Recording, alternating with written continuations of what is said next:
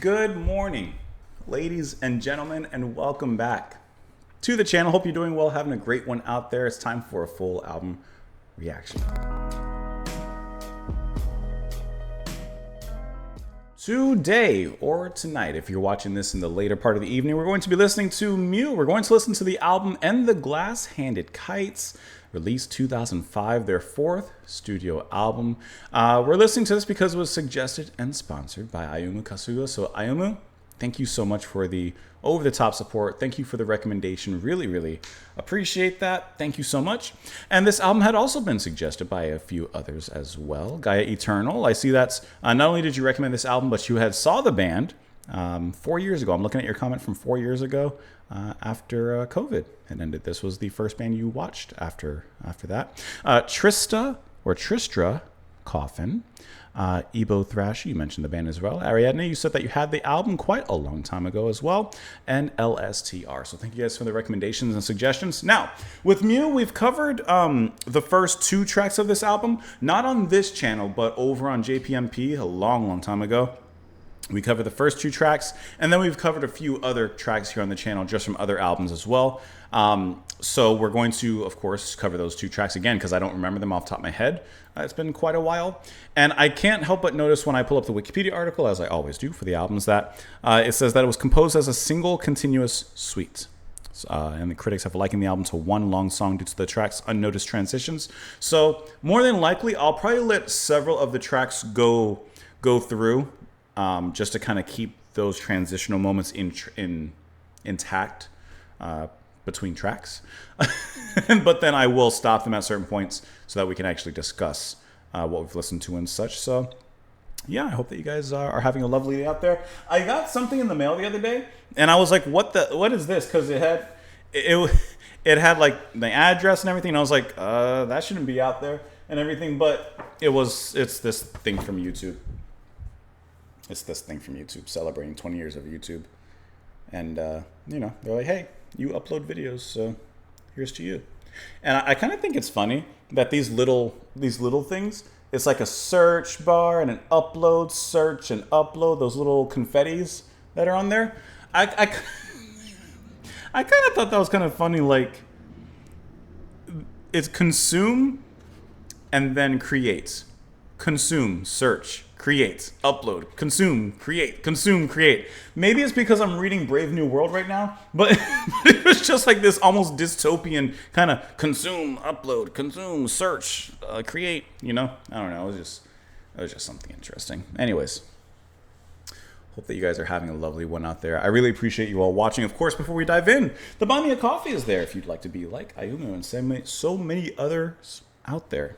Sponsor song requests. You do not have to, of course, but it's there as an option to Patreon for exclusive content. Especially right now, we're watching Doctor Who quite continuously over on the Patreon and on the other Just JP Plus channel as well.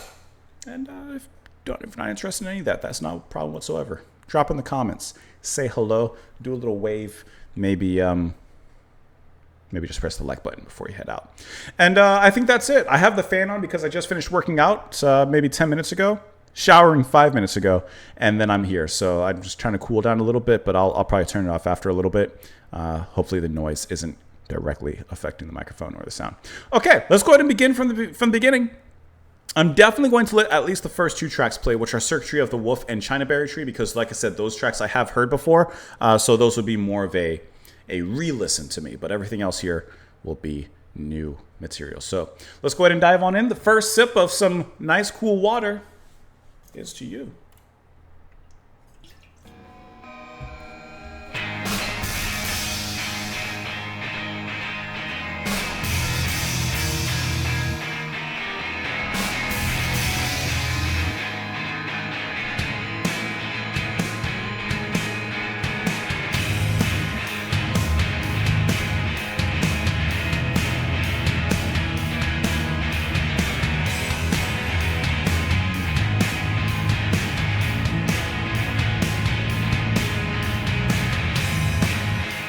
It does kind of sound like circuitry, a little bit electric, a little bit industrial.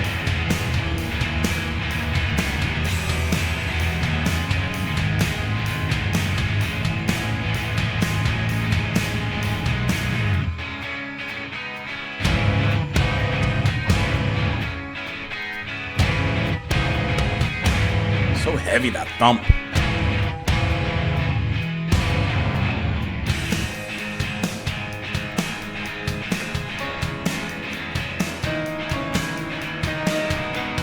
Piano lightens it up and move it.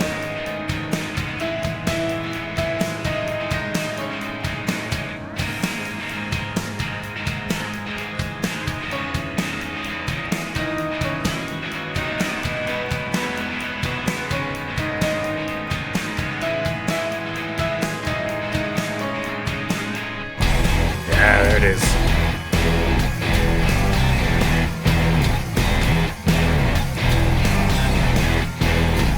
It's almost genty in that heavy kind of post-hardcore sound, almost, just in spirit.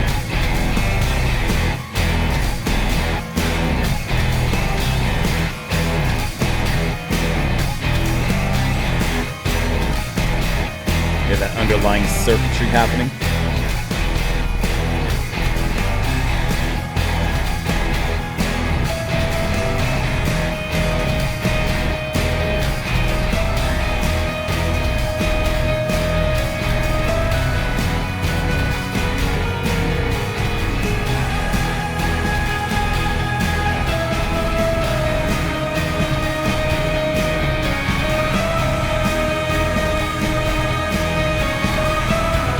It's a nice melody the piano comes in with along with the voices.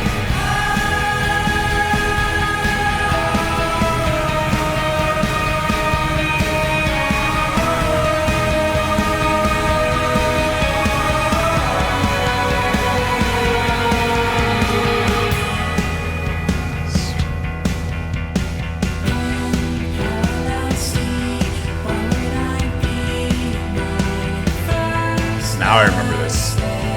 Yes.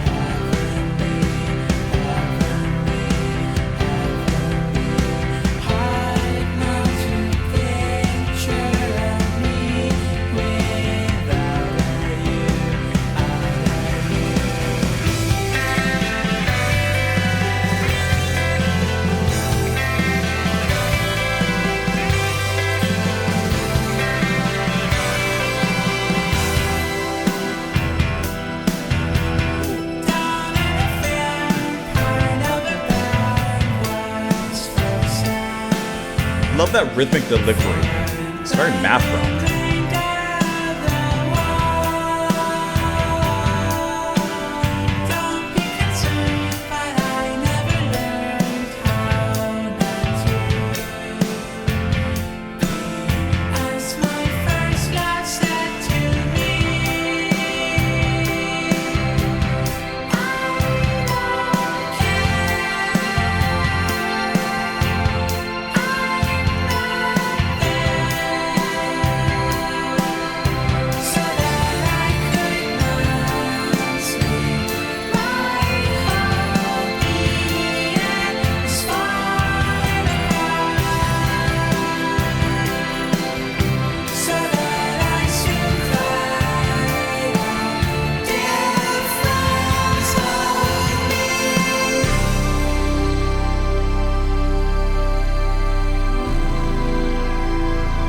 That's like a satisfying warm pool of synth.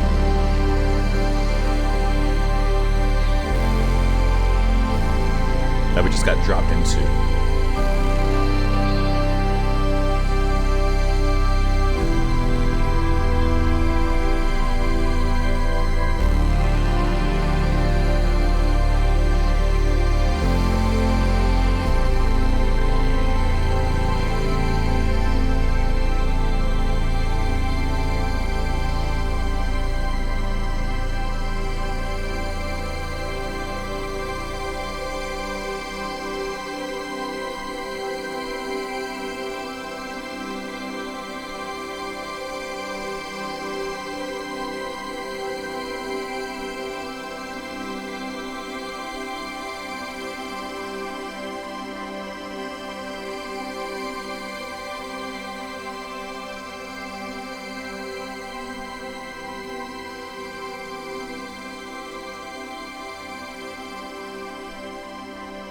I might, let's just let it go into the next track.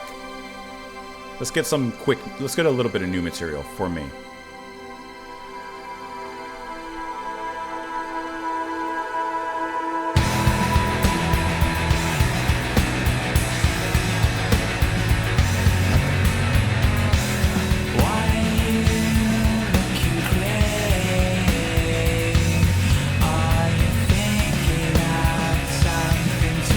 Shoegazy, kind of Deftones like.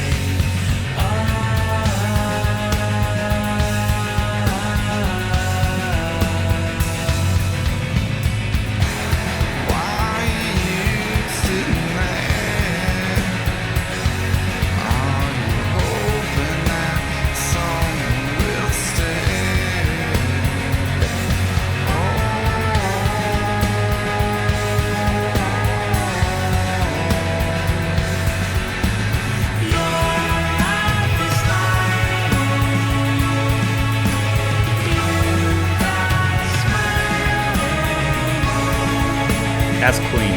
Very nice.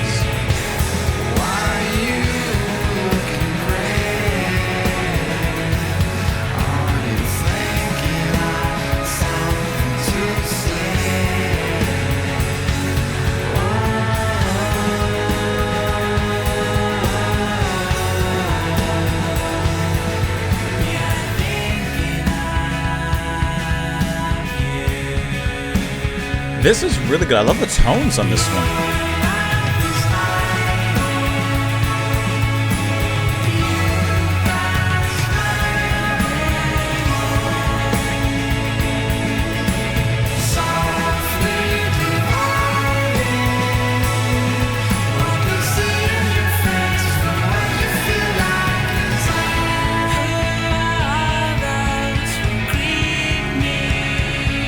Love how it has this constant rushing torrent.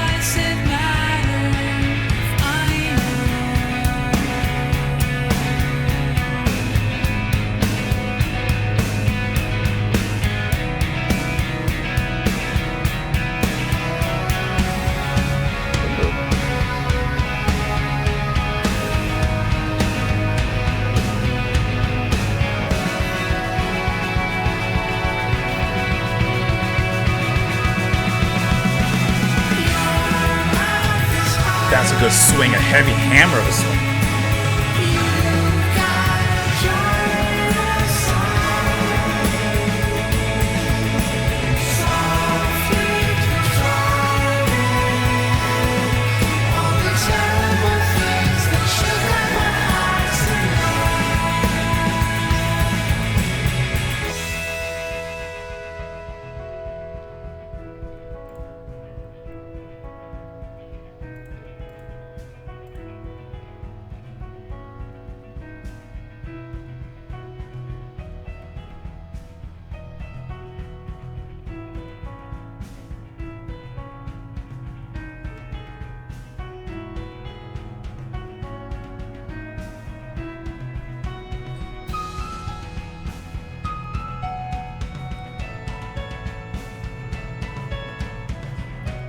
Is that a little accordion?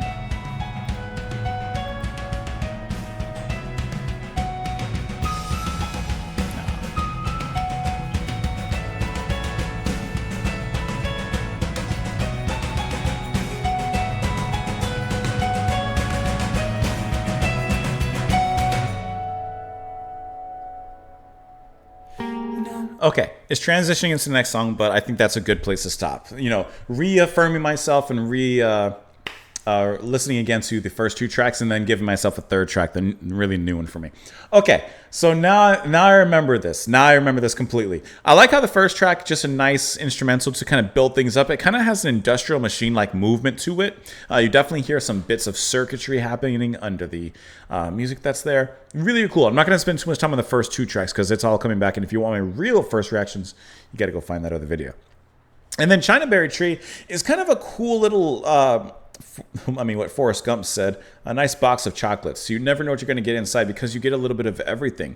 You have some of those almost djenty-like rhythms that they kind of hinted at in the circuitry, just not as heavy as, of course, as like an actual djent band like Meshuggah or Born of Osiris or those bands. But like, it's cool that they kind of take inspiration from that. So maybe not hitting those hardcore metalcore kind of sounds, but more into like a math rock sound there, which I think is really cool. Lead singer, that's going to be Jonas Bier. I hope I'm pronouncing his name correctly. Vocals, guitar, piano, synthesizers. I don't know why I started off with the finger. I did. I apologize. But I really like his vocals in the sense they kind of hit a very nice atmospheric point. I would say some parts, not as a whole, but some parts of the songs hit a near post-rock kind of sound, and his voice just kind of effortlessly flows and surrounds the music like a nice calm wind a lot of times. I see that the third track that we listened to here, which was Why Are You Looking Grave, features vocals by Jay Mascis, who's the main singer and guitarist of Dinosaur Jr. We've only listened to one track from them, but I believe that he's going to have that deeper voice that came out in the second verse there. And I really like how it was like this sullen crooning that came up in the music there. And it was definitely totally different from what we've heard before from Jonas. And I like that. It almost had this kind of soft warmth and this glow to it, but it was sullen. It wasn't like necessarily outspoken or, positive or reaffirming. It was just like this sullen kind of introspective crooner that was singing there. But I really, really like that. I really like the drumming, especially on Why Are You Looking Grave. The drummer is going to be Silas Utke Gray Jorgensen. We'll go with Silas just so I make sure I don't mispronounce anything. And Silas's drumming was very dynamic. There was always a groove to the way he was drumming. A lot of details. I like especially in Grave how there's these elements of marching band that comes in, especially halfway through, and the music just kind of stops and allows him to build up. And what a nice build up that was, From Circuitry especially, and even in Grave, the piano acts as a nice atmospheric and melodic focal point to kind of break things down and build them up again from that point. And I like how the piano is used with these really nice melodies to kind of charismatically build everything back up into a climax, as we just heard. Bass by Johan Wohlert, and some guitars as well, and then Bo Madsen on guitars. So there's a lot of guitars, a lot of layers that are happening here, and even in this track with the with Grave, we have some horns. French horn by Lasse Maritzen, and flugelhorn by Bo Rand as well, and some soprano vocals. We heard those higher vocals coming up in here, and I like how they use that. What I initially thought was maybe like accordion, but obviously not. But I like how there's these hints of different sounds. It's not like the horns come blasting in like Chicago. It's not like an overtly in your face kind of thing. It's almost just shades of those particular sounds and hints of those particular musical colors that they integrate into the music, which I think is really, really nice. So the band just has this really interesting sound that to me sounds not only inspired by other bands and other genres, but still very much, to me in my ears, very much to themselves and very unique to themselves as well.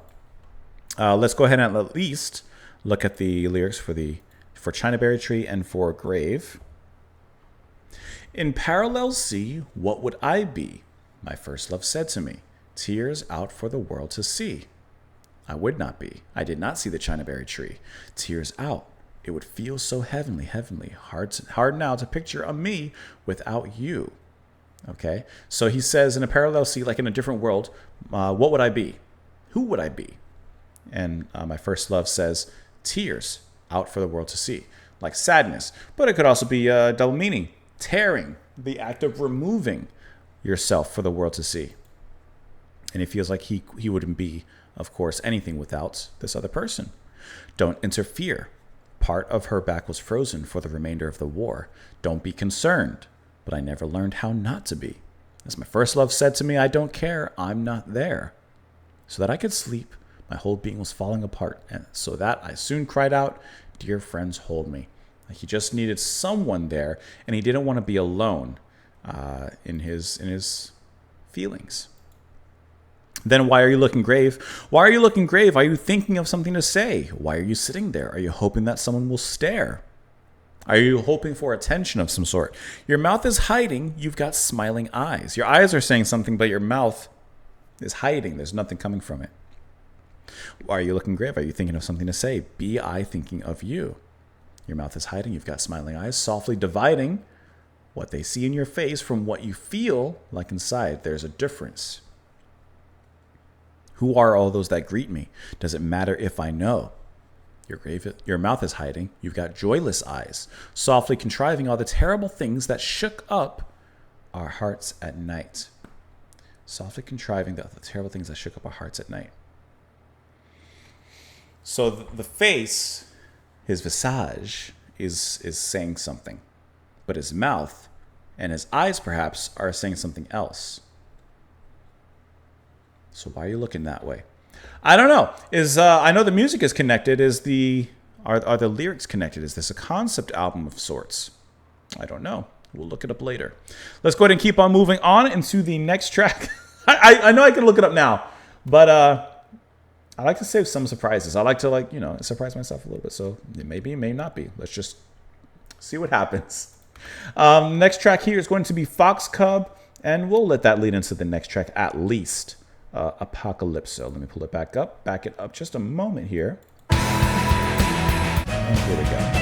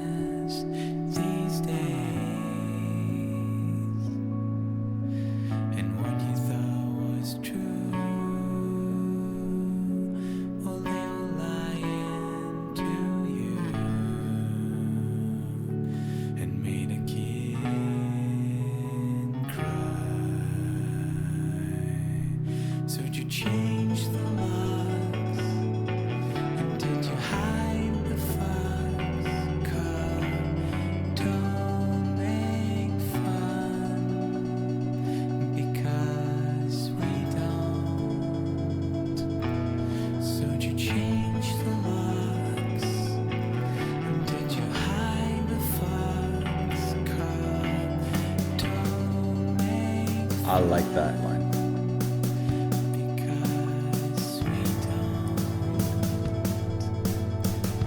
Speed up.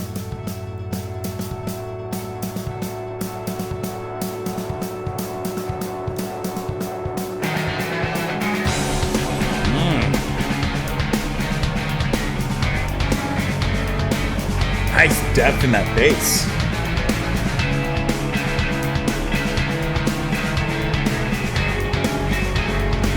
Growling down there.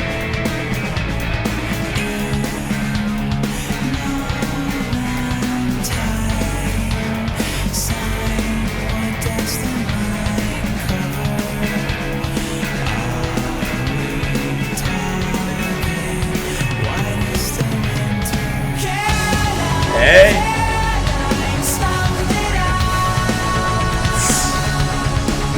That's good.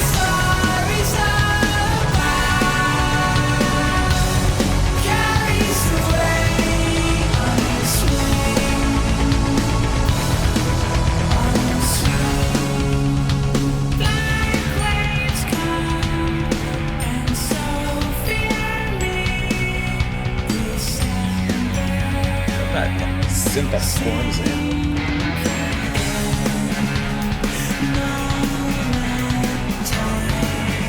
It's a great riff.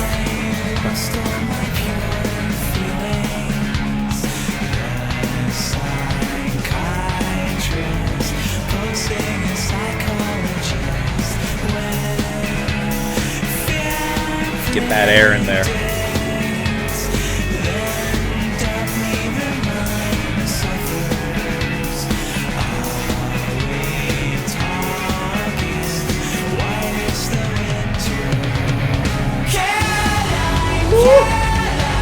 That break into that.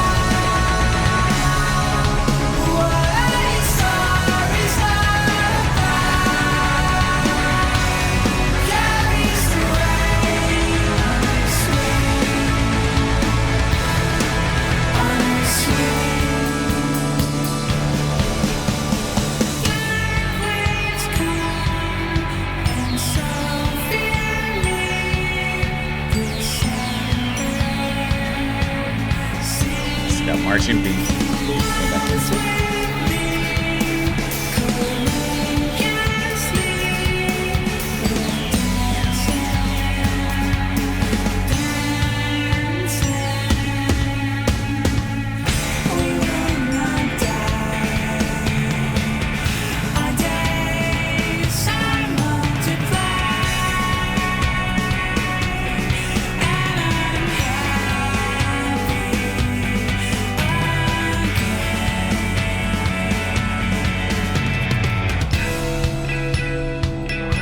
is a really good one.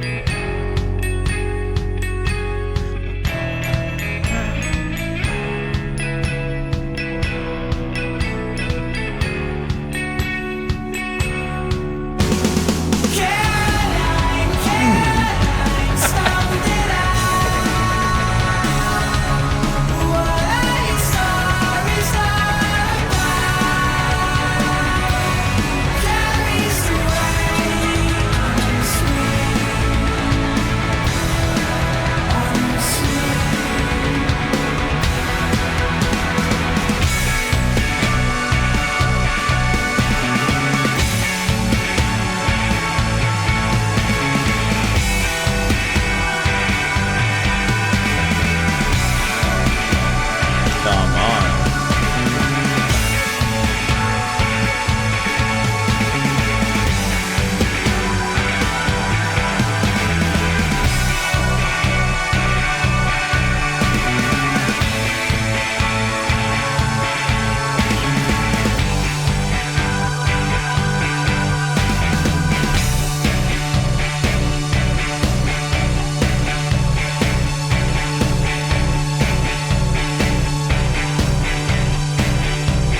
How they lead you in here. Just lock into this.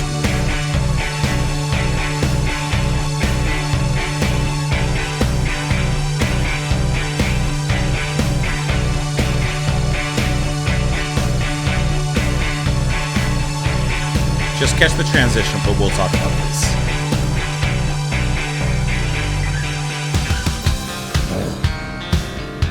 Oh, all right. We're only 5 tracks in, so it's way early. But Apocalypso is this close. I might have to toss that onto my playlist.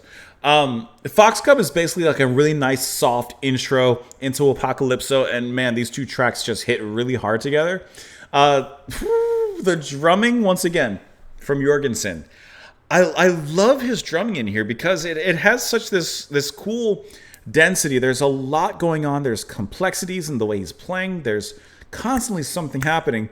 But there's times when he just brings it back to a locked in groove, and it's so heavy. The way that he hits the drums at certain points, especially like, for example, the lead-in to the chorus, is so heavy. That little brief hesitation, that little brief pause of space before it jumps into the chorus head first is just incredible. I love the depth of it.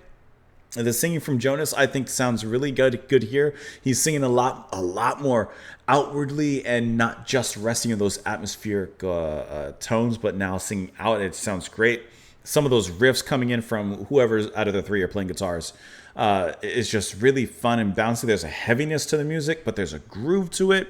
Once again, hear some of that marching band stuff come in. It's just a really well-rounded track. The chorus is catchy. And like I said, Fox is a really nice lead into it. I'm gonna have to listen to it again to really see. This is one of those albums I feel that I'm gonna have to listen to again on my own, kind of outside of the channel and such. It very well could be. Remember when we listened to Joy Hotel? And like that's an album that I've listened to on my own quite a bit after listening to it here. I could easily see this being an album like that, where, like, yes, I'm first experiencing it here with you, and we're doing the reaction, and, we're talking about it. But after doing it here, I just put it on a car ride to work or wherever, and I just listen to it, and it just becomes one of those albums, I could easily see this becoming that. But Apocalypso, what a fantastic track. This one has it all. I think it's just so cool how heavy it gets. Then those bits of synth sweep in. And with Fox, like I said, the Fox is a really nice track as well. It's very soft. It's in its own way, very rhythmically lullaby-ish in the soft way that he sings and the way the instruments back him up. He kind of hops on those lily pads really nicely. But, man, the Apocalypso is just out of this world. And there's almost a giving up atmosphere or attitude happening here. No more trying.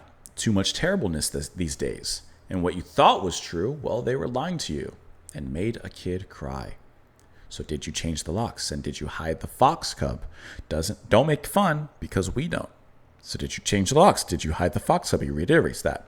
Don't make fun because we don't.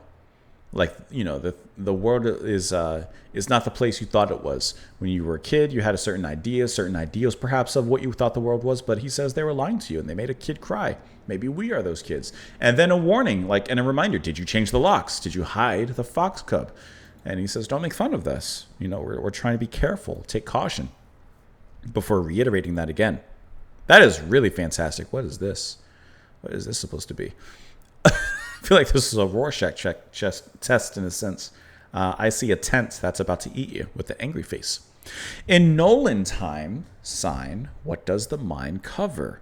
Are we talking? White is the winter.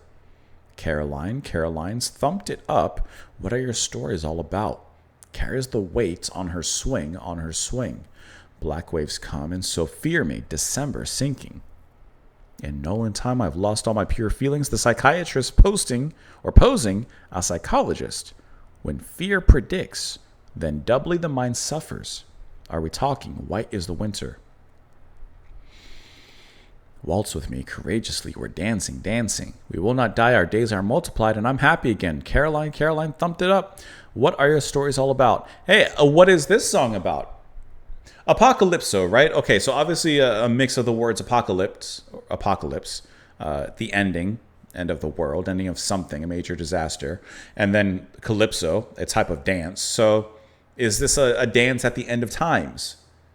White is winter and December constantly the end of the year, winter the end of seasons, constantly representing death. Sure, gotcha. Caroline, I would think like Caroline. But also Caroline's, is that a psychic thing, like palm reading? Your Carolines are thumped up? I don't know. Carries the weight of her on her swing, the swing of her hips in this calypso of the end. Is this the end of the world, the end of Earth? I'm going to have to look at some of these annotations. Let's see. Featuring Swirly's frontman, Damon Tutunjan on guitar. Jonas said about this track, it's about the fear of death.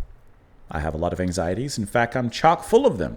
And in recent years, I've come to believe that they all derive from fear of dying. Many of my nightmares involve bodily malfunction and disintegration. When I was staying in LA recording the album, I got this horrible toothache. I have a fear of dentist as well. I was trying to put it off, always keeping whiskey in my mouth, that sort of thing. But in the end, I had to go, and it actually was not so bad of an experience. But the pain was pretty excruciating, and the dentist was called Dr. Nolan, okay?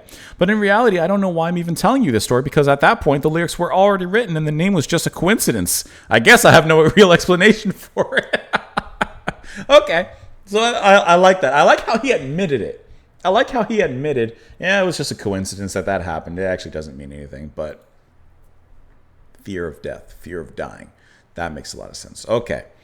Let's go ahead and move on to the next track here, which is going to be special. I'm more than likely, as we go through the album, I'm probably at least going to let every 2 tracks play. But we'll kind of measure it up. We'll see how things work out. Let me back it up to Apocalypso so we can get that little bit of ending.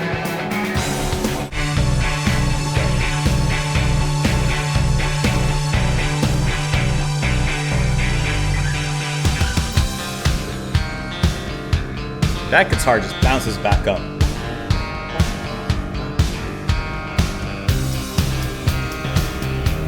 Hey.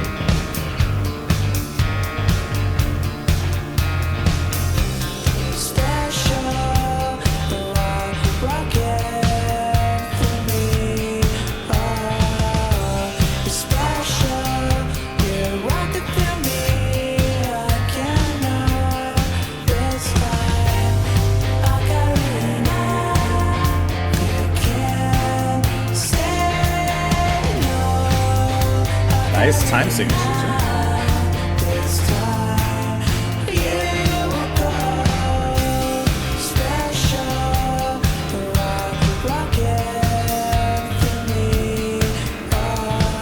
Oh, you didn't do it there.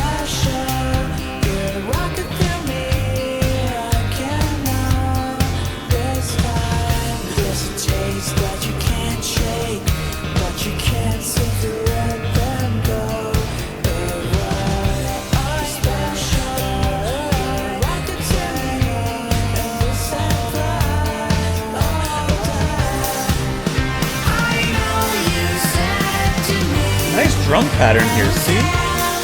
Changing from that.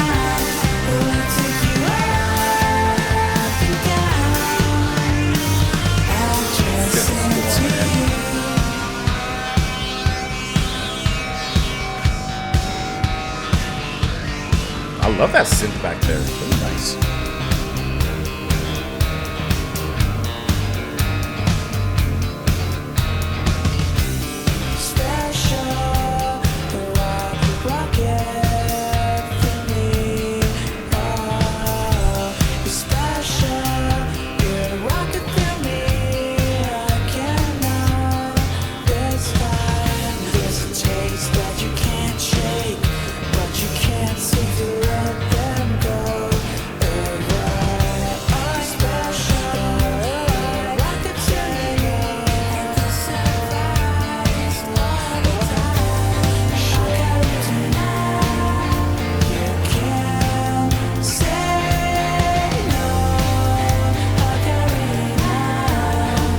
What a cool way of mixing up this section.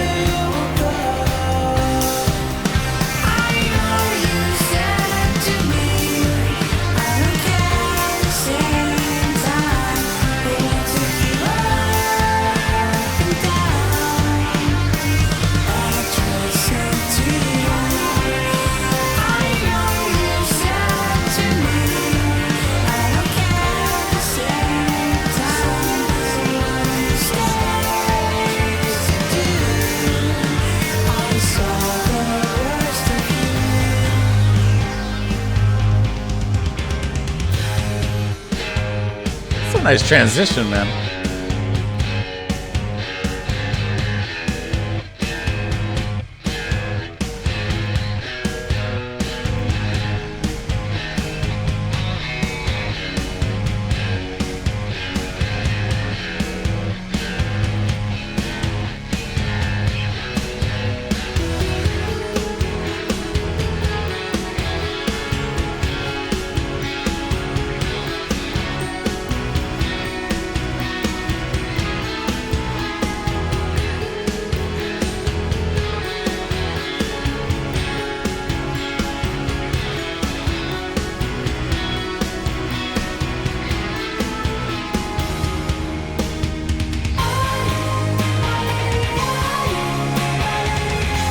Big drum.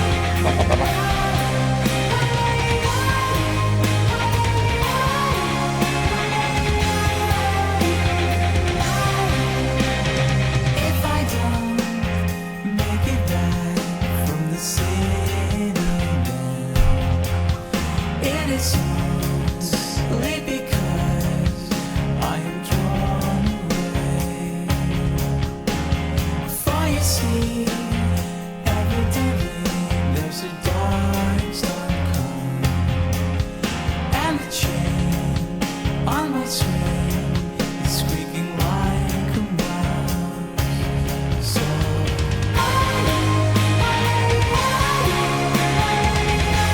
These little bits of exuberance, these little musical fireworks, right? These little musical fireworks, these moments.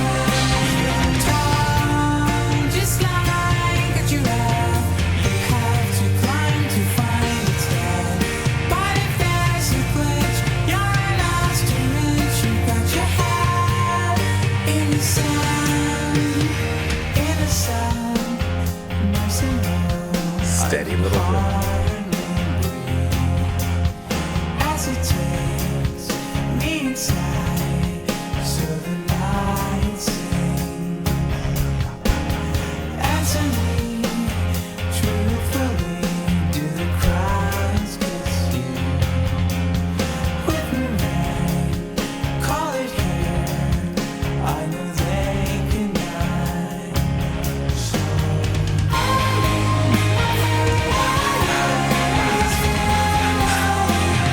I love that. It just makes it so like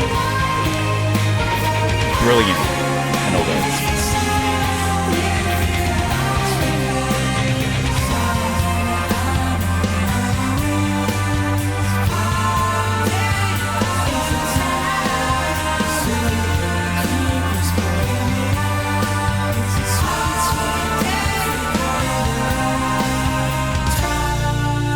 just like a giraffe, you have to climb to find its head.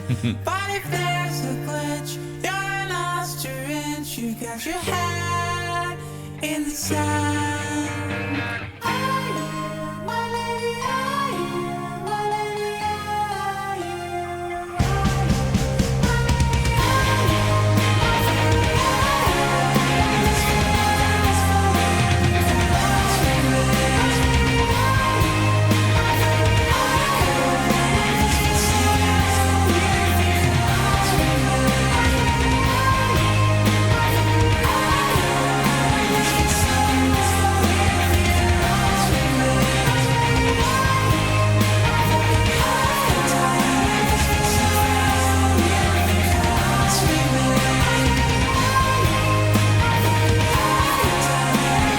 That movement is so catchy.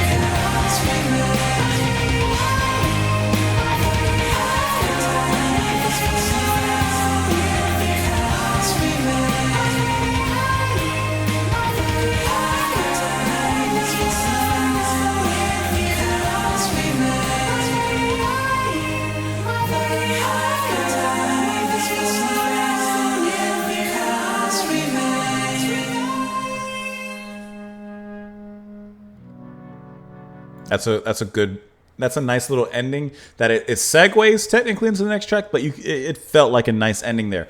Okay, after Apocalypso, Special and Zookeeper's Boy really pick up a more positive, sunny kind of melodic feel to them. Especially Zookeeper's Boy. I think that this was like a brilliant track that felt like freeing. To me, it felt like musical freedom, not from only the singing and the delivery, but those really bright melodies and the way, once again, the drumming is being performed here. I think it's just sensational. It's a huge standout to me. In the chorus, you have that wonderful harmonic conveyance of harmonies from the I can't do it, but and then the way the drums play beneath that. But in a soft kind of way. So it really, really, really leans towards a really gentle atmosphere for as kind of bright and powerful, I would say, as the disposition is of the delivery. It is just really, really incredible what they accomplish here and how they hit a certain tone. And I said it during the track, but it really, to me, sounds like little fireworks that are going off. When you're watching a fireworks show, there's the big fireworks, and then there's the smaller ones, and there's the build-ups and stuff. And I feel like they're really hitting that here on Zookeepers. Think about just the chorus. This is just my mind. My hands are the fireworks, okay? Big fireworks are up here. Small fireworks are here.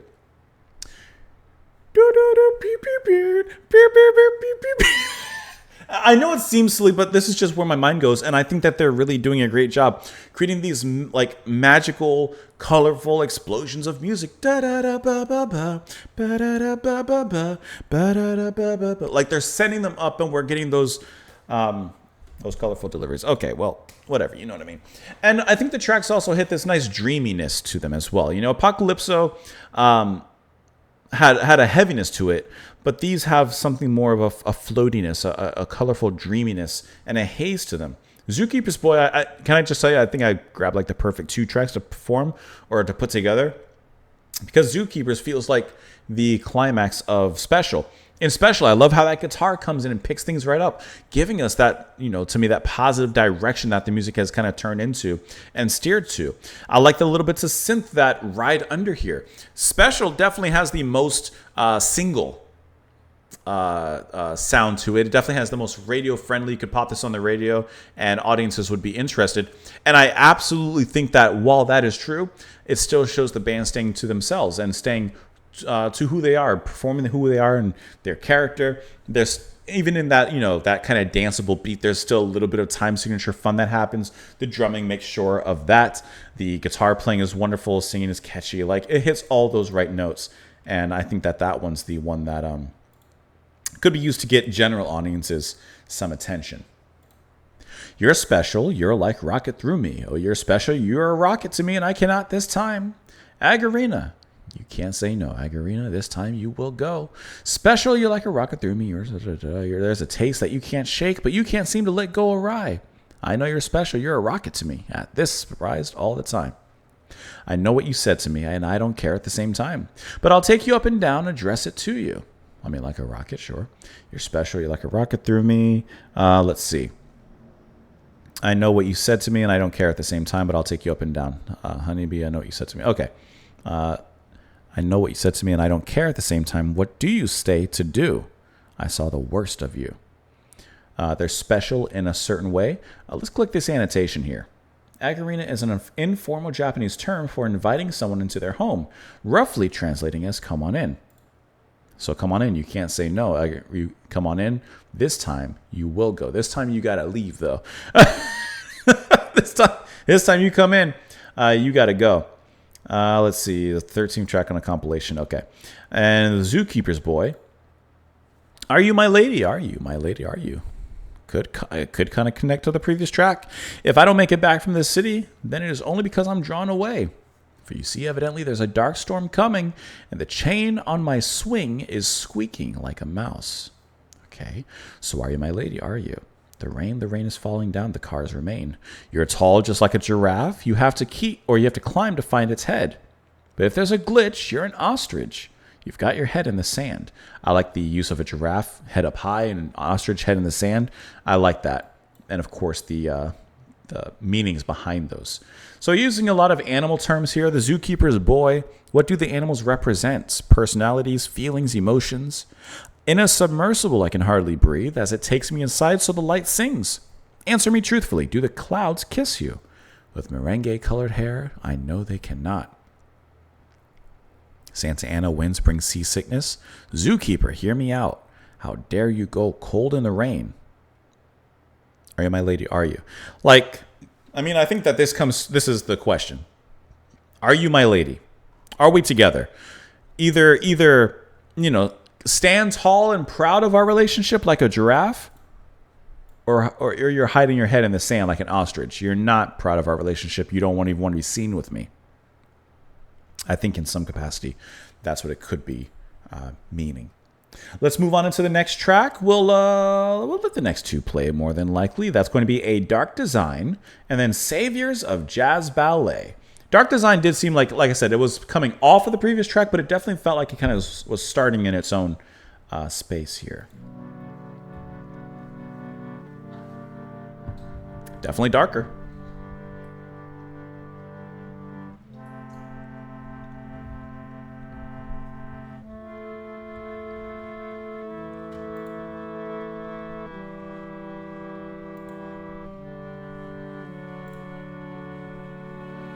Opens up her blouse to the cool night with no shaking of time, because she has in mind a dark design. Now I'm a so-called cute, speaking out, she said to me. Sounds kind of Mellotron-esque. She said, hi, I'm twice colored. Scared me a little bit. They're in love with my sickness. There is no more time for the weekend. Drumming naturally changed that into the verse. That was cool. Smile, a self-destructive mind of dark design. We may just live through life, watching from sweet repose, cried out with knives that slice open unprofessional. Now,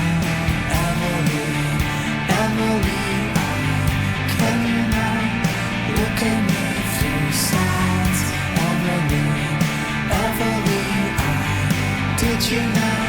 Summon up the kite, opens up her face to the delight of their piercing boots. It didn't hurt this time. My dark design. It's a little hesitation. Her left behind slips into her own converse that she's their favorite way, practicing but getting worse. Saying how I'm twice colored. What do you see?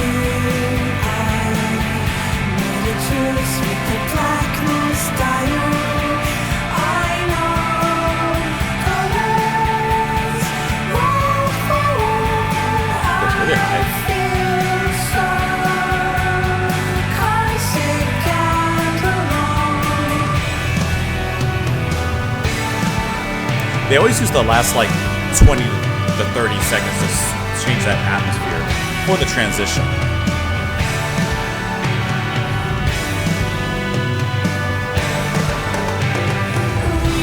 That was a Phil Collins drum fill.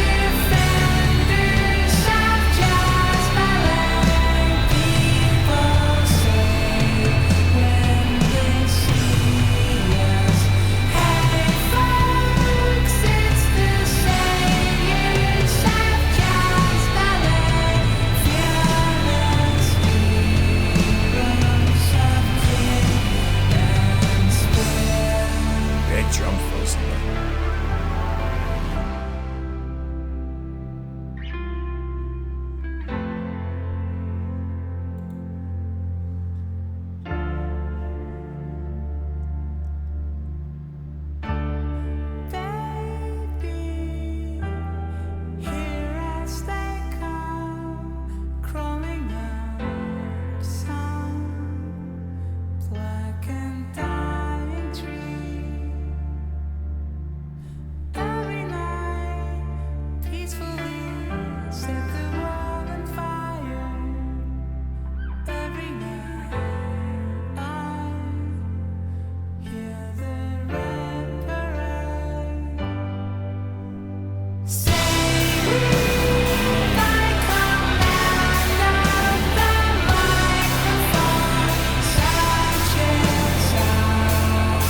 Big ending.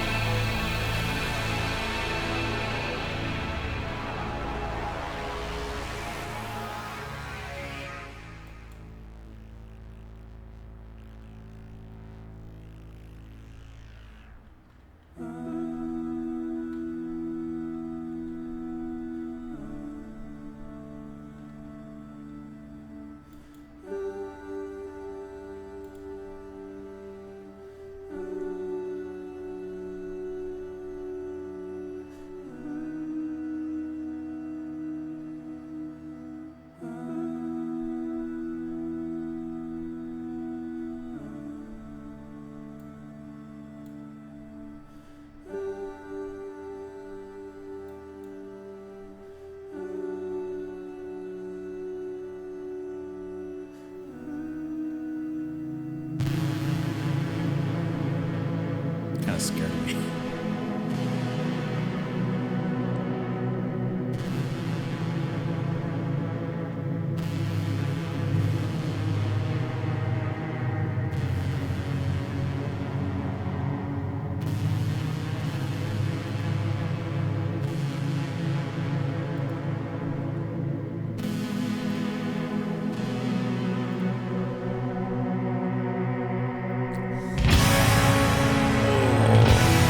Oh, that was big. Okay. All right. So Dark Design and Saviors of Jazz Ballet. Can I say one thing about Saviors? The beginning drum fill had a big Phil Collins energy to it. And not necessarily in the overtness of it, because it was more of a subtle fill that was more in the back, kind of more of an atmospheric kind of drive, but still hitting those same kind of notes and rhythmic fills. That was really nice there. And then the ending of Saviors is really big, that nice climax. You get once again a brief pause before it dives into it, and then eventually it echoes out into the next track there, which was really nice. Dark Design, to be honest, Dark Design was a track like I liked it, but it kind of passed me by. Nothing in there in particular grabbed me. It was just kind of a nice, dreamy, rocky kind of track in between Zookeeper's Boy and Jazz Ballet. Like, there was nothing in there offensive or anything I didn't like about it. But I will admit that nothing in there quite grabbed me. For as still phenomenal amongst the album, the performances of everyone playing in there. There's still a nice density of guitars and sounds that they're playing with and such. But yeah, just nothing quite grabbed me. I like the intro. I did like the intro a lot. The Mellotron, to me, and vocal intro. I did think that was really nice. But I felt like this was more of a lead in, a song, a track lead in to Saviors, where they really kind of broke into it. Saviors felt like the culmination and what Dark was leading into. And so Dark Design felt like a bridge. Saviors felt like the destination, if that makes sense. And the bridge was quite pleasant. It had a very good view, but I wanted to get to that destination, and Jazz Ballet really, really brought it. I thought that was absolutely phenomenal, what they did there. Let me get back to a Dark Design here. Opens up her blouse to the cool night with no shaking of time, because she has in mind a dark design. Now, I'm a so-called cube. Speaking out, she said to me, she said, "Hi, I'm twice colored. Wait till you see how they're in love with my sickness. There's no more time for the weaklings with an unfair or unfamiliar smile, a self-destructive mind of dark design. We may just live through life watching it from sweet repose. Cut up with knives that slice open. I'm professional now. Everly Eye, can you not look at me through sides? Did you not summon up their kites?" Opens up her face to the delight of their red piercing beaks. "It didn't hurt this time, my dark design." They leave her left behind, slits into her all convinced. That she's their favorite way, practicing but getting worse. So hi, I'm twice colored, wait till you see. I made a truce with the blackness dire. I know colors wait for you. I feel so car sick and alone. Okay, so I'm going to be honest. I don't know what the song is talking about, but I have a feeling, just at least from the beginning, and seemingly the setup of it, that perhaps he's feeling taken advantage sexually by Everly. He's feeling used, basically. Hence, he's feeling carsick and alone as he leaves. Something like that. That's what I'm kind of feeling on this one, but I could be, of course, wrong. The Saviors of Jazz Ballet. We are the defenders of Jazz Ballet. People say when they see us, "Hey, folks, it's the Saviors of Jazz Ballet. Fearless heroes of kick and spin. Baby, here as they come, crawling on some black and dying tree. Every night peacefully set the world on fire. Every night I hear the red parade. Say we by command of the microphone, such is our conviction, make way for the Saviors of Jazz Ballet. Hollow hearts make for pleasant lives." Hollow hearts. Does that mean your heart can be filled with anything? Or does that mean that you have a certain hollowness and a lack of feeling inside? But either way, it makes for a pleasant life, whether it is this feeling and fulfillment or opposite, this emptiness and lack of. I don't know. I don't know what Saviors of Jazz Ballet is about. I feel like it's almost a silly-ish idea, but they're getting and hinting at something metaphorical and deeper behind it. I don't know. Let's move on to the next tracks here, which are going to be An Envoy to the Open Fields and Small Ambulance. Let me back it up here in Jazz Ballet right about Tia.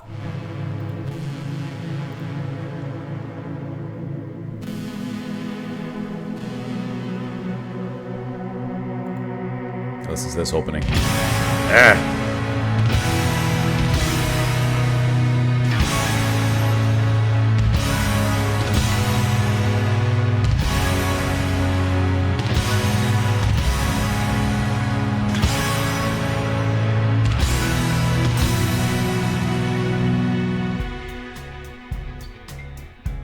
Right down. So grand and climactic, and bringing it right down to the barest bones.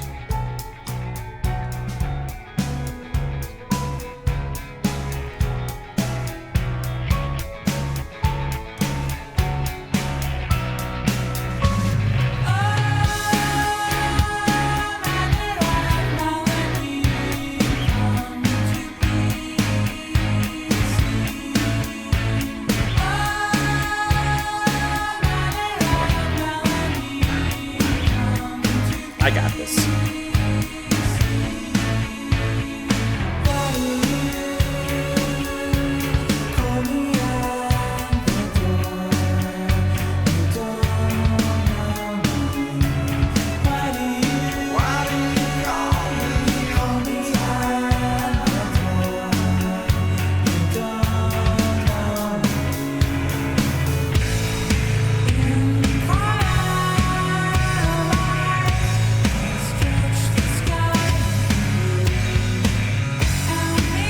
I do like to change the tom. So the hi-hat.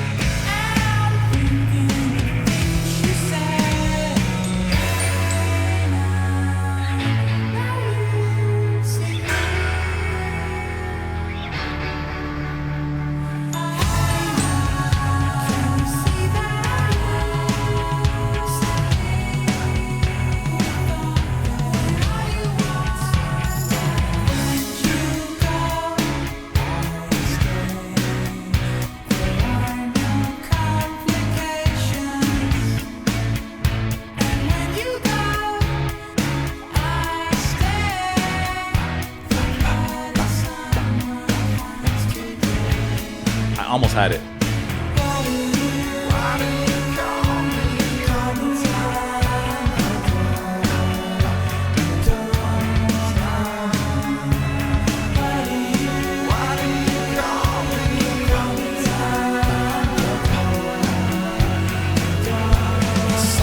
Gotta count that one out.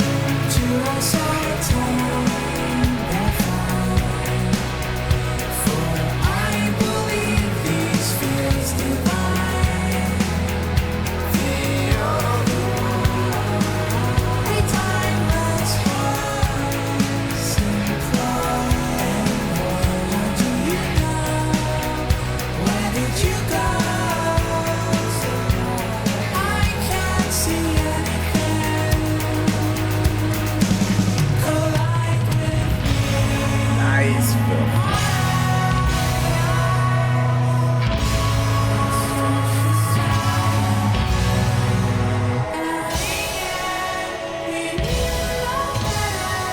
It's like little cannon fire.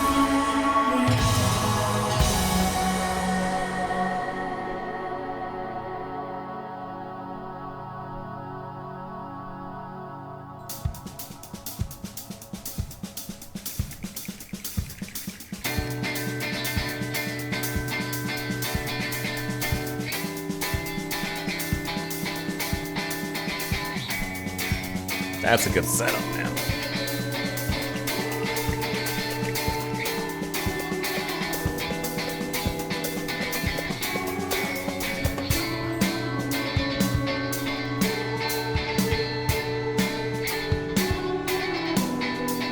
It is a small ambulance.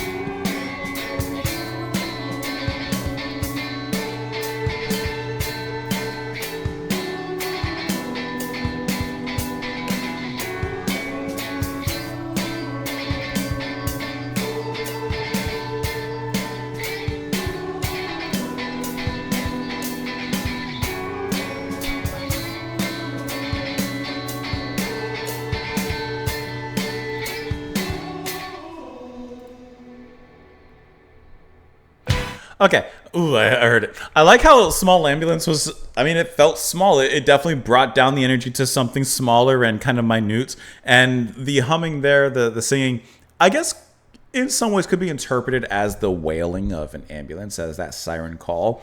I like how softly that felt after Open Fields. Oh, the drumming. Oh, I got to talk about the drumming again. I like how it's such a simple change. It's a pattern that's followed. I was trying to follow the drums. Ba da ba da ba da ba da ba da ba da. It kept on like getting more constricted and tighter as it was going, and then when it opened back up on the last measure, I just couldn't follow it exactly. But I like how something so simple is so complicated in a way. And then the change switching over from hitting the hi-hat over to the tom, I thought was really nice as well, because of course that's going to add a bigger, rounded out kind of dynamic and power to it. The singing is dreamy and very cinematic, and I would say in a certain way in this track. And I like how they drop things down into something very simple here. You know, like I said, from the opening there, it kind of feels grand, but then it pulls it right back down to the subtle and the quiet, and it kind of builds up from there really nicely. And it's entitled an envoy to the open fields. And I think that's kind of exactly what they did. They kind of sent us to those open fields, something a little bit more open and not so, I wouldn't call the rest of the album claustrophobic in any way, but maybe something not as dense and resting in a certain kind of heaviness. You know, there's a certain weight to a lot of the album, even atmospherically. And I think that this track kind of took us out of those cluttered corners. to an extent. Not claustrophobic though, but I really like the way that it led into Small Ambulance. I just got to say once again that I think that Silas drumming here is brilliant, genuinely brilliant. I'm loving everything he does, and I feel like if I had enough practice, like that's the kind of drummer I would love to be, like a drummer just with like there's a style to the way he plays. I think that's really, really nice. That's all I gotta say. All manner of malady come to be seen. All manner of malady come to be seen. Why do you call me at the door? You don't know me. Why do you? Why do you call me at the time? Or all the time, you don't know me. In the corners of eyes, I'll stretch the sky in blue. I'm thinking you're made for me, and I'm thinking of things you said. Hey now, no using me. Hey now, can't you see them? You know use in me when all you want is, and when you go, I stay. There are no complications. And when I go, or you go, I stay. The blood is on my hands today. Why do you call me at the door? Assigned to a certain, or ascertain, they're fine. For I believe these fields divide the other world. We timeless horse employ envoy. How do you know? Where did you go? Solar. I can't see anything. Collide with me. I'm thinking we're dying. This could definitely be a reference to what we read before about Jonah's fear of dying. And maybe the open fields is whatever lies after life.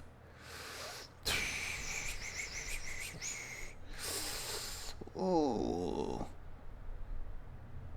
Maybe. I don't know. Why do you call me at the door? In the sense, calling a doctor, maybe not literally, but figuratively, calling a doctor to figure out what's wrong with you. Maybe he's reaching out to someone to figure out what's wrong with him. Oh, I don't know. I don't know. Some of the lyrics are a little cryptic. You know. Let's go and move on into the next tracks. Let's see. That's going to be Envoy, Small Ambulance. There we go. The seething rain weeps for you. Let me pull it up here. Here we go. Hold on. Got to catch the transition. At least a little bit.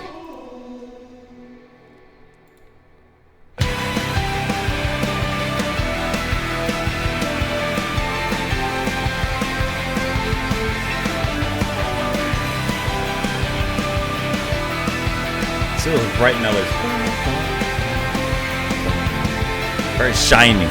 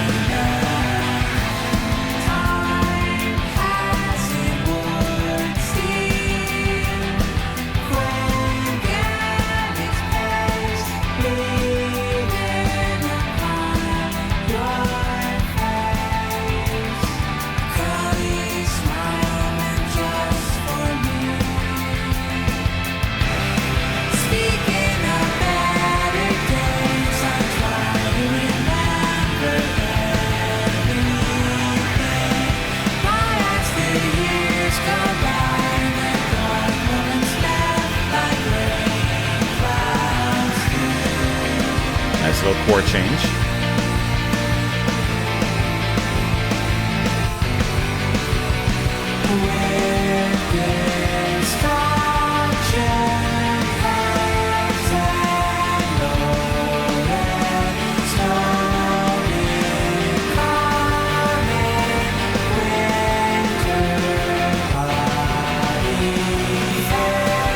Nice choppiness in those guitars.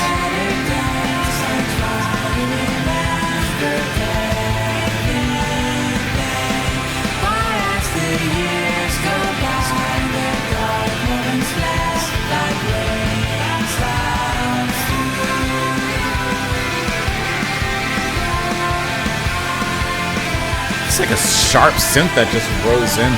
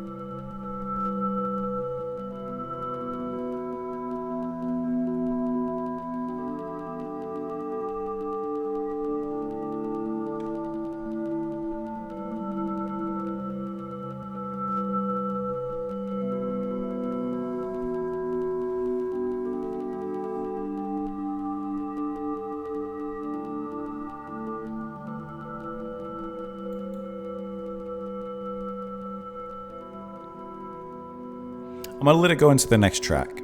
I was gonna stop it, but I'm gonna let it go into the next one. White Lips Kissed.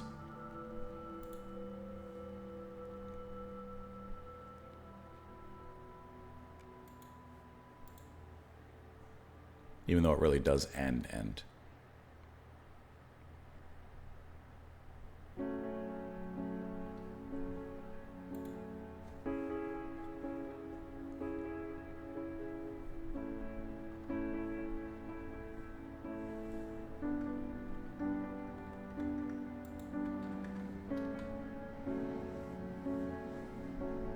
Wake me up, only nightmares take me in.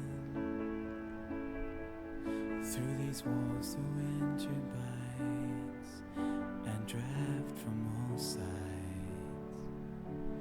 Why did you not include me on your list? Let me in through the ceiling. White lips kissed. Our love is a fickle love, keeps itself locked in a suitcase to be ready to go always.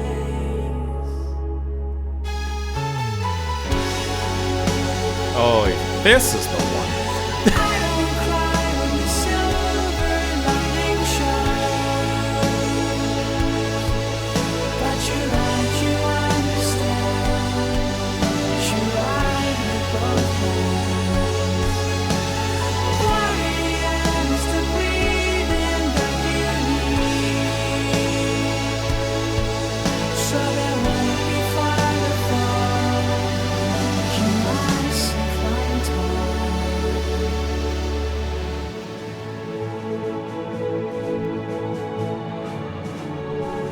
Always the march towards something.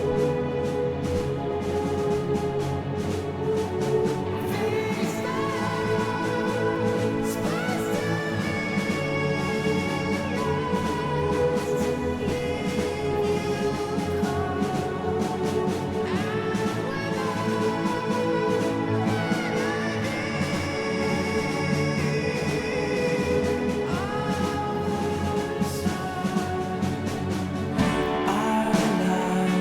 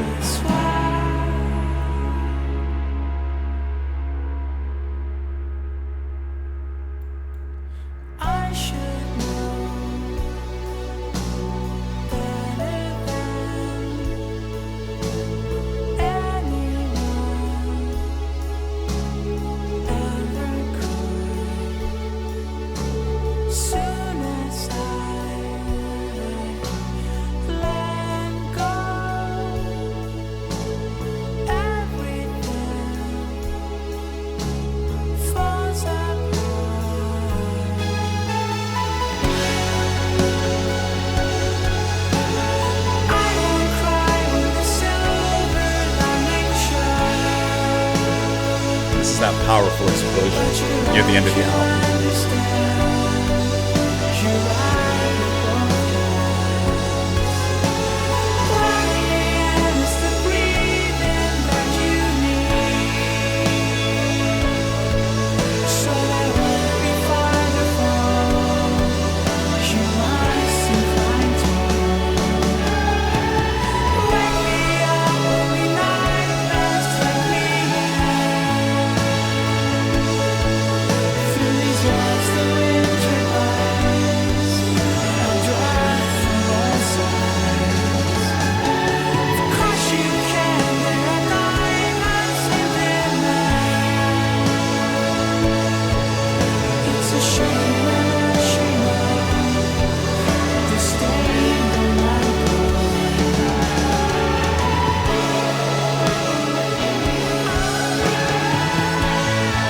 Interesting little synth there, kind of warbling.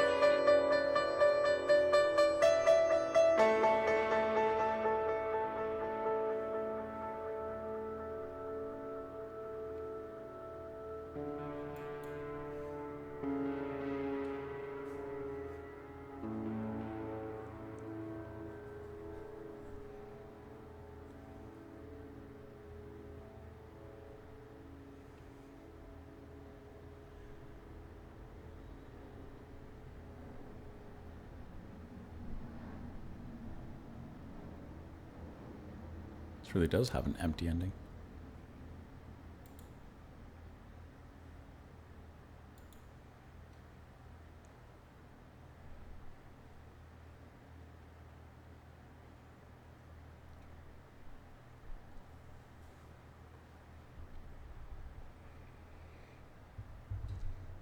You know, I like how this track had so many seconds of silence at the end as compared to, of course, all the other tracks on the album. Okay, so Seething Rain and White Lips Kiss. The reason I wanted to listen to these two together when initially I was just going to do the one Seething Rain is because Seething Rain felt like a downpour. I would say that felt like an energetic run up towards the ending. It was kind of nonstop. It was ringing back and bringing back all that density, all the guitars, all the sounds, all those big vocals. Like, it was bringing them all back in a big way, and it felt like it was running laps towards something. And it didn't have a ton of changes or anything like that for as nice as it was. Kind of reminded me of like Dark Design, like, okay, a good track, but nothing that we haven't heard necessarily before from the band at this point. So I wanted to see where the next track took us and what lied from that. And White Lips Kiss definitely feels like that big climactic, a little bit more predictable in how it's executed, but it felt like that big climactic satisfying ending as we get towards the end of the album here. And I like that. It just felt like the final let off, the final explosion from the band. Nothing, like I said, no really twists or turns there, just them putting down a powerful and climactic piece here with this one. You know, there's of course a few nice little guitar moments, a few little synth moments like that pop in that make it stand out a little bit more. But this one just feels like layers and layers and layers of build up, and climax and climax and climax. Just those fireworks constantly going off. So I actually think that these two tracks work really well together. I think that White Lips works really well, especially at this point in the album. Kind of on its own, but I will admit, kind of like Dark Design, I think that these two tracks are fine. I think they sound good. I It sound nice, but I will admit, besides the climactic nature of White Lips, it doesn't do as much for me as some of the other tracks that we've heard so far in the album. But once again, nothing I dislike. That's for sure. There's nothing I dislike from what we've heard here.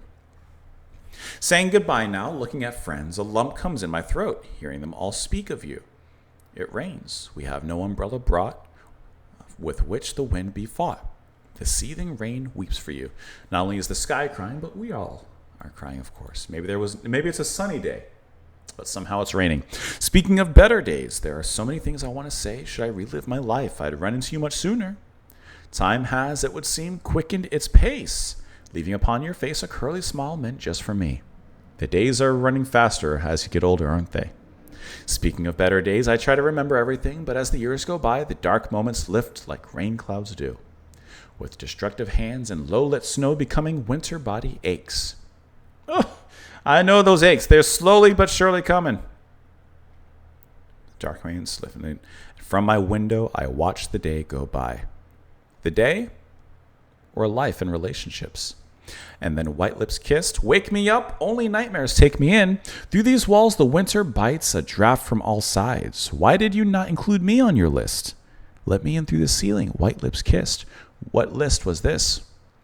Because your kiss is on my lips. Our love is a fickle love. Keeps itself locked in a suitcase to be ready to go always. It's kind of interesting, an interesting line. Our love is in a suitcase, always ready to go, never having a place to stay, perhaps be home. I won't cry when the silver lining shows, but you're right, you understand, you ride with both hands. Worrying is the breathing that you need, so there won't be far to fall. You mustn't climb tall. Don't go too far. Don't go too high or climb too high, because the higher you climb, the higher you fall from. And worrying is the breathing that you need. You need to worry. Things that are supposed to mean lots leave you cold and with a malady of the soul. Our love is a tricky one. Bet you know this, but you noticed. That's a good, nice line. Bet you know, which is why I should know better than anyone ever could. As soon as I let go, everything falls apart. Their relationship, their love is held together in a very peculiar way. Then these lines repeat again. Only nightmares take me in through these walls. The winter bites a draft from all sides. Of course you can. There are diamonds in demand. It's a shame, and as you know, the stain will not go. We got some. You see, singer Jonas says, "White Lips Kiss is about two things: the ending of a relationship and my own general way of thinking. Everybody experiences hurtful things, and some people are sensible enough not to linger and to just move on. I never was that sensible. I tend to see the glass as half empty. I am getting better, though. This song was a bit of therapy to me. It's really about never allowing yourself to feel happy, because it only means you have so much deeper to fall. Understandable. The unstableness of happiness versus the certainty of sadness. Relationships are difficult in my line of work. There's a lot of traveling, a lot of time apart. This was the last song we recorded and the only one we didn't record in LA. We felt the album needed this song." I think that's really reflective. I like that. This was the last song we recorded. And I think that there's something about this being the last song that they recorded for the album that makes it that much more meaningful, I would say. Even though it's not the last song on the album. We're going to listen to that one right now, and that is Luis Luisa.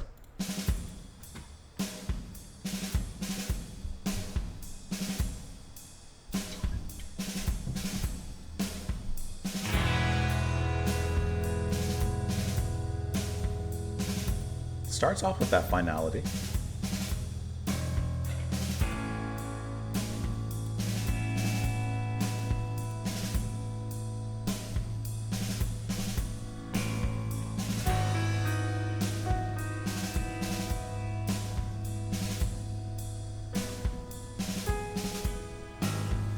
Call Luis, Luisa.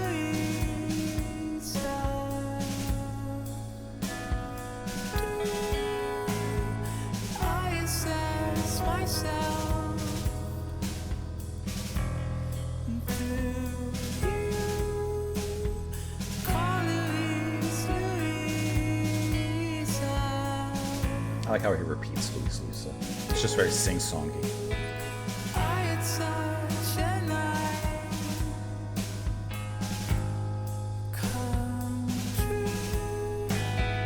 Morning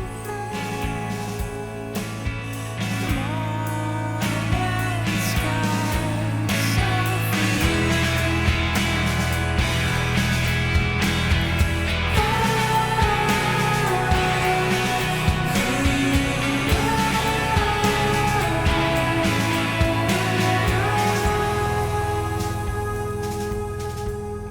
There's those fireworks again.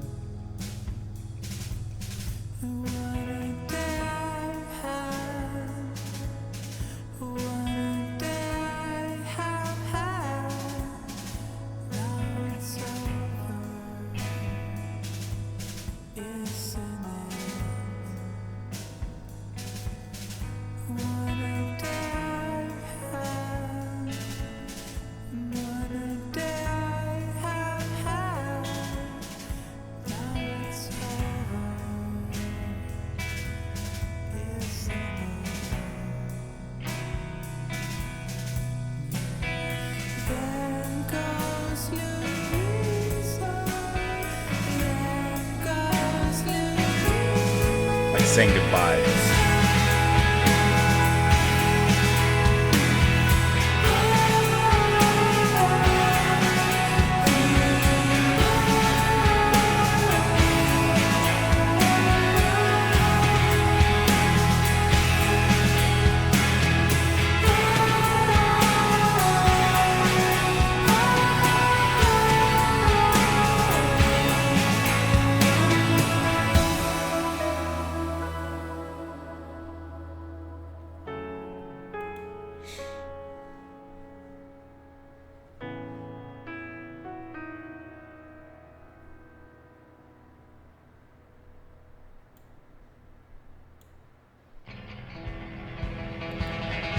Interesting, they're kind of sparkling it up and rising.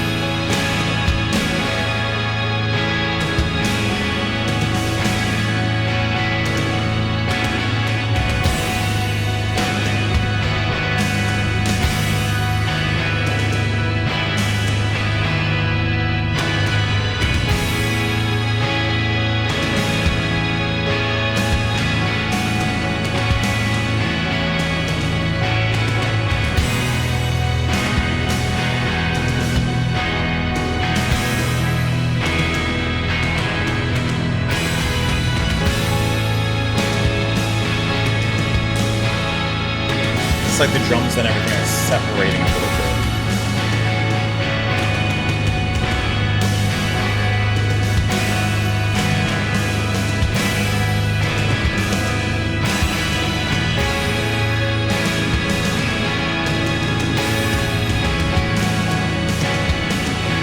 That's kind of a cool way, the drums just disintegrating, basically.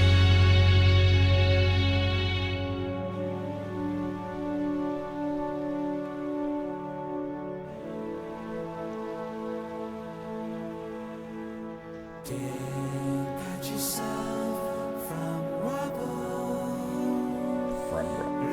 Go. moving on your skin,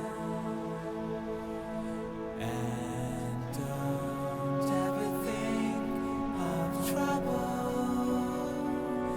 the darkness that has been. No, don't patronize me, sorrow. I don't mean to.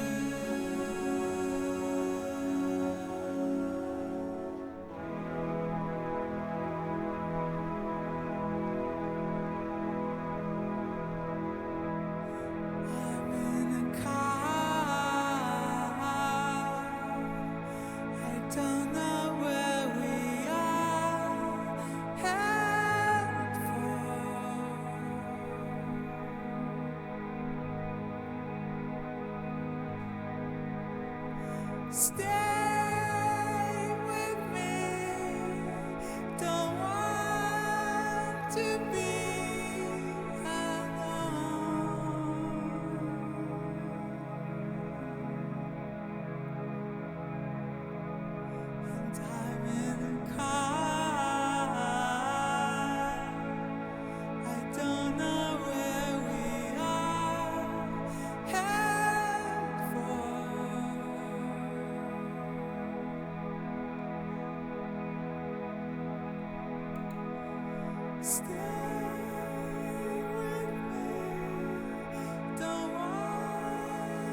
to be alone. That's what it comes down to. And I'm in a car. I don't know where we are headed for.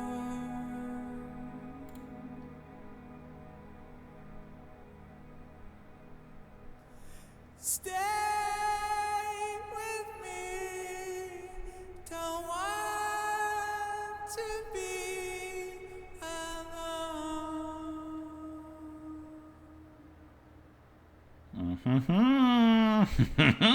alone. Ladies and gentlemen, and that is the full album listen of Mew with and the Glass-Handed Kites. Okay. A few things about this final track. Kind of hitting the same notes as the previous track with a big climactic ending. Everything's satisfying. Wraps itself up with a pretty bow and hand delivers the conclusion of this album to you. There's a few things I like about this. The first thing I think is kind of interesting. I got to bring the lyrics up because I'm going to do this all kind of together. Lyrically, Carl Luis Luisa do, I assess myself through you. Carl Luisa Luisa do, I had such a night. I love the way he sings and delivers, Luis Luisa. It's very sing-songy, almost a sadness to it, which definitely is overcome with near the end. Come true, overhead, morning skies all for you. What a day I have. What a day I have had. Now it's over, isn't it? We're at the last song of the album, conclusion, fourth wall breaking. There goes Luisa. Dig out yourself from rubble, removing all your skin, and don't ever think of trouble, the darkness that has been. No, don't patronize, be subtle, I don't mean to. When he says dig yourself out from rubble, that's coming after this section when the drums and the music is kind of becoming a little bit disconnected, a little discordant. The drums are playing away from the music. And it's kind of cool how everything's just separating little by little and dissolving and disintegrating at that point. So I like how after that he says dig yourself out from rubble. And then the ending. This is, to me, near the most honest piece of writing and the most non-cryptic writing that's been put down in the album so far. I'm in a car. I don't know where we're headed for. Stay with me. Don't want to be alone.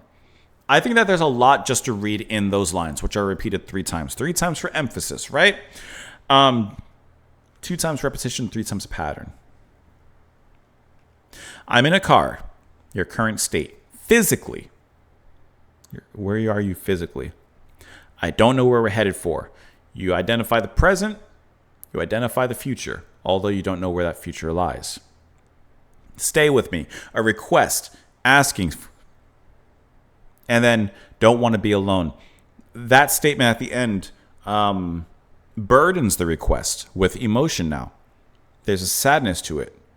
Not just stay with me, but then there's a fear. I don't want to be alone. And that repeats, of course, 3 times in those verses. And in the final verse, as it repeats there, the music dies away and he says and sings that line in isolation.